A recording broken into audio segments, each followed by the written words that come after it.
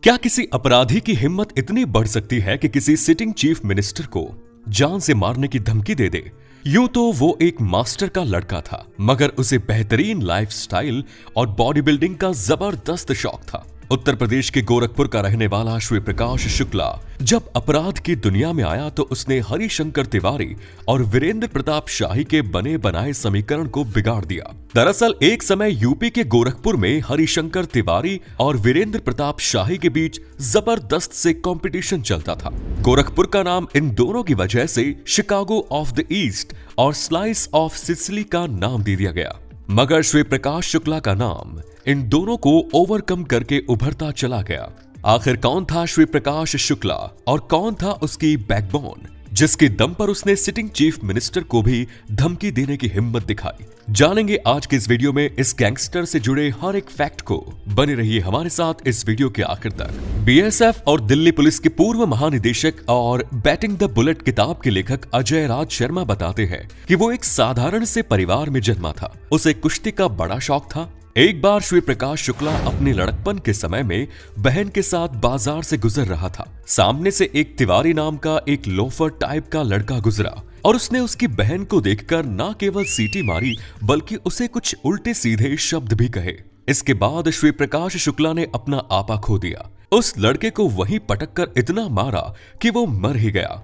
जब श्री प्रकाश शुक्ला को लगा कि वो जेल चला जाएगा, इसलिए वो वहां से भागकर बैंकॉक चला गया। कुछ समय तक वहां रहा। जब लौट कर आया तो वो सोच रहा था कि एक अच्छी जिंदगी गुजारेगा, लेकिन शायद उसे अच्छी जिंदगी का मतलब ठीक से मालूम नहीं था।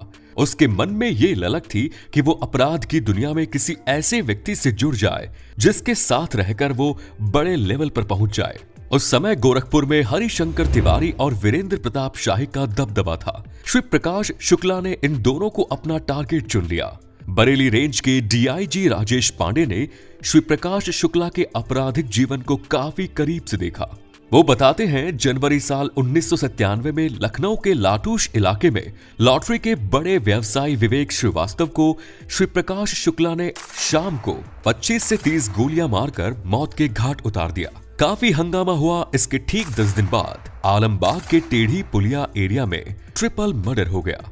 इसके बाद 31 मार्च को स्कूल के बच्चों का रिजल्ट आना था। सुबह के 10 बजे स्कूल के 400 बच्चे और उनके पेरेंट्स के सामने उसने वीरेंद्र प्रताप शाही को बहुत ही बुरी तरह मारा। उसे ये कंफ्यूजन हो गया था कि दिल किस तरफ होता है, इसलिए उसने बाकायदा बॉडी को उलट पलट कर 5-5 गोलियां दोनों तरफ मारी। इसके बाद तो ये क्षेत्र में डर का दूसरा नाम बन गया। इसके बाद मई में लखनऊ के बहुत बड़े बिल्डर मिस्टर मूलराज अरोरा को उसने हजरतगंज में उनके ऑफिस में गन से पॉइंट पर किडनैप किया। फिर उनसे 2 करोड़ रुपए की फिरौती वसूली। इसके बाद 1 अगस्त 1997 को उत्तर प्रदेश की विधानसभा के पास दिलीप होटल में इसने 3 लोगों को गोली मार दी। विधानसभा से केवल 200 मीटर की दूरी पर मौजूद दिलीप होटल में इसने AK-47 से लगभग 100 राउंड फायर किए। गोलियों की तरह 8 विधानसभा के भीतर भी सुनी गई। लेकिन श्री प्रकाश शुक्ला का दुस्साहस यहां नहीं रुका। उसने तो बाकायदा उस समय के तत्कालीन यूपी के मुख्यमंत्री कल्याण सिंह की सुपारी ले ली और इसके लिए 5 करोड़ की भी ली। एक दिन कल्याण सिंह ने पुलिस अधिकारी अजय राज शर्मा को अपने पास बुलाया और उनसे कहा कि आप कल से एडीजी लाइन ऑर्डर का चार्ज ले लीजिए और किसी भी तरीके से श्री प्रकाश शुक्ला को न्यूट्रलाइज कीजिए। मिस्टर शर्मा सबसे पहले उनके सामने उनकी पसंद की टीम को दिए जाने की शर्त रखी, जिसे कल्याण सिंह ने मान लिया। इसके बाद एडमिनिस्ट्रेशन की तरफ से श्री प्रकाश शुक्ला की उल्टी गिनती शुरू हो गई। एसटीएफ का गठन किया गया, जिसमें सीओ हजरतगंज राजेश पांडे, एसएसपी लखनऊ अरुण कुमार को भी शामिल किया गया। कुल मिलाकर अजय राज शर्मा ने यूपी पुलिस कैडर से चुनिंदा कर्मचारियों को अपनी टीम में रखा। इन सभी की उम्र 35 साल से कम की थी। लेकिन एक समस्या ये थी कि एसटीएफ के पास श्री प्रकाश शुक्ला की कोई तस्वीर तक नहीं थी। फिर भी पुलिस टीम ने पूरी तैयारी की। ये तैयारी लीक से हटकर थी। उस समय मार्केट में टाटा के सुमो मॉडल की गाड़ियां नई आई थी। पुलिस टीम के लिए 10 टाटा सुमो गाड़ियां खरीदी गई, जो बिना नंबर प्लेट के पूरे देश में कहीं भी आ जा सकती थी। उस समय डीआईजी रेंज से नीचे के अधिकारियों को हवाई सफर करने की परमिशन नहीं थी, लेकिन मिस्टर अजय राज ने स्पेशल परमिशन लेकर सिपाही को भी बाय एयर ट्रैवल करने की परमिशन दिला दी। कुल मिलाकर पुलिस टीम श्री प्रकाश शुक्ला की हर हरकत पर नजर रख रही थी और वो जहां जहां जा रहा था वो उसे चेस कर रही थी। कंटिन्यूअसली जब तक श्री प्रकाश शुक्ला का न्यूट्रलाइजेशन पूरा नहीं हो जाता तब तक पूरी की पूरी यूपी एसटीएफ एक्शन मोड में थी। जब एसटीएफ के सामने पहली चुनौती थी किसी भी तरीके से श्री प्रकाश शुक्ला की पहचान निकालना। पुलिस को जानकारी मिली कि प्रकाश शुक्ला किसी शादी समारोह में आया हुआ था। पुलिस ने शादी समारोह के दौरान फोटोग्राफी और वीडियोग्राफी करने वाले व्यक्ति को उठा लिया। उस समय वीडियो कैसेट चला करती थी। पुलिस ने उस व्यक्ति से पूछा कि वो वीडियो और फोटोग्राफ कहाँ है, तो उसने कहा कि जला दिया। जब इसका कारण पूछा गया तो उसने बताया कि उसके पास पहले ही फोन आ गया था कि अगर एक भी फोटोग्राफ और वीडियो नजर आए तो गोली मार दी जाएगी। तो कुल मिलाकर श्री प्रकाश शुक्ला के डर से ही इसने शादी की वीडियोग्राफी और फोटोग्राफी की तमाम चीजों को जला दिया और पुलिस के हाथ खाली रह गए। इसके कुछ समय बाद श्री प्रकाश शुक्ला के बहनोई जो हजरतगंज में रहा करता था, उसके हवाले से खबर आई कि वो उसके यहाँ कुछ देर के लिए किसी बर्थडे पार्टी में शामिल होने आया था। लेकिन जब पुलिस ने उनके बहनोई को उठाया और उनसे पूछताछ की तो उन्हें भी श्री प्रकाश शुक्ला की कोई तस्वीर नहीं मिली। लेकिन उसी समय किस्मत से वहां पर एक ऐसी लड़की सामने आई जिसने पुलिस को बताया कि 6 महीने पहले श्री प्रकाश शुक्ला उसके बर्थडे में शामिल हुआ था और उसकी फोटोग्राफ भी है। पुलिस ने उस लड़की से उस फोटोग्राफ को लिया और श्री प्रकाश शुक्ला की पहचान निकाल ली। हालांकि उनके परिवार वाले ये कह रहे थे कि अगर श्री प्रकाश शुक्ला को पता लग गया कि किसी ने उसकी तस्वीर पुलिस को दे दी है तो वो 24 घंटे के भीतर उन लोगों को मार देगा। श्री प्रकाश शुक्ला के रिश्तेदारों और बहनोई का साफ साफ कहना था कि वो किसी को भी अपना नहीं मानता, किसी को भी मारने से नहीं चूकता। तब पुलिस ने उन लोगों को आश्वासन दिया कि किसी की भी पहचान जाहिर नहीं हो पाएगी। इसके बाद पुलिस ने उस फोटो को कुछ इस तरीके से बनवाया कि श्री प्रकाश शुक्ला देखकर भी ना समझ पाए कि वो फोटो कहाँ की है। पुलिस ने इस फोटो को पासपोर्ट साइज में निकलवाया और प्रेस कॉन्फ्रेंस करके मीडिया को दे दिया। श्री प्रकाश शुक्ला छपास रोगी था। वो जानना चाहता था कि उसके बारे में अखबारों में क्या निकलता है, लेकिन जब उसकी फोटो निकाली गई तो वो हैरान रह गया। श्री प्रकाश शुक्ला टेक्नोलॉजी से अपडेट रहा करता था। जब वो पेजर के जरिए मैसेजेस सर्कुलेट किया करता था तो पुलिस उसे पेजर के जरिए ट्रेस करती थी।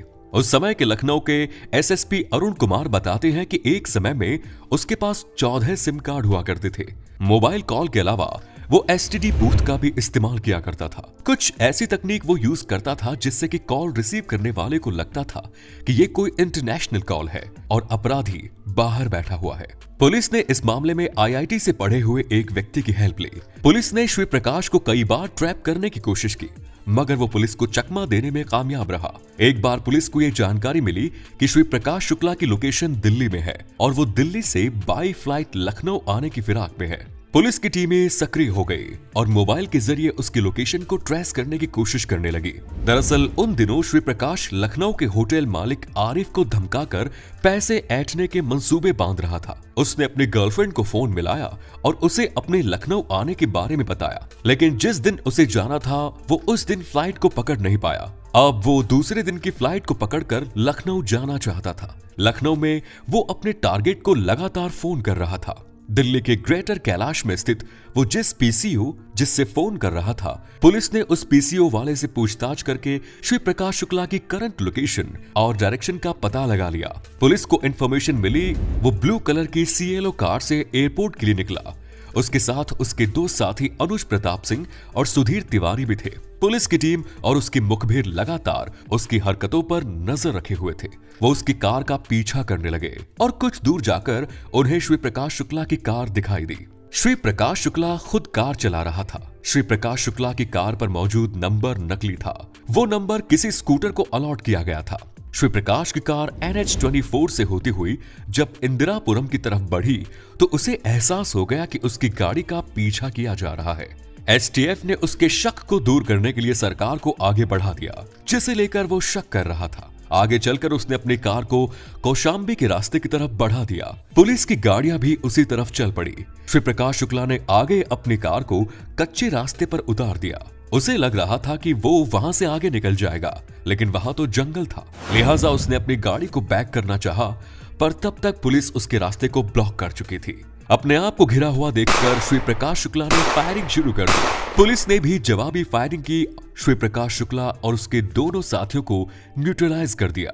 इसके बाद यह खबर जंगल की आग की तरह सब जगह फैल गई। जब यूपी के चीफ मिनिस्टर कल्याण सिंह को यह खबर मिली तो उन्होंने भी राहत की सांस ली और श्री प्रकाश शुक्ला के मारे जाने का अनाउंसमेंट किया गया। आप इस वीडियो के बारे में क्या सोचते हैं? कमेंट्स में जरूर बताएं। जय हिंद, जय भारत, वंदे मातरम।